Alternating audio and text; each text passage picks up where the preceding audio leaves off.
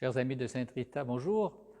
En ce 4e jeudi de méditation de la vie de Sainte Rita, nous méditons le passage de sa vie où Sainte Rita a été appelée au mariage. Appelée en fait un peu malgré elle, parce que ce qu'elle voulait au fond de son cœur, c'était devenir religieuse. On sait qu'elle était déjà très pieuse. Elle allait prier dans la solitude, déjà enfant, sur la petite colline de Roccaporena.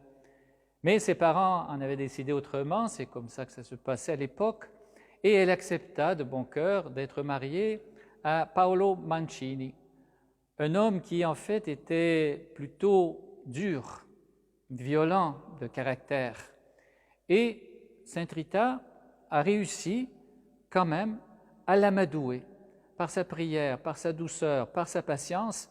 Elle a réussi, pourrait-on dire, à le convertir, et ils ont vécu pendant une quinzaine d'années un mariage heureux en ces temps où on vit des moments difficiles pour la famille. On entend beaucoup parler de violence conjugale, de violence familiale. Ce n'est pas la volonté de Dieu qu'il y ait discorde. La volonté de Dieu, c'est qu'il y ait la paix dans les familles. Comme Sainte Rita a réussi, avec difficulté, mais a réussi à établir la paix. La paix se réalise, la communion de la famille, et du couple et de la famille se réalise par la communion, par le dialogue, savoir s'écouter les uns les autres, par le pardon.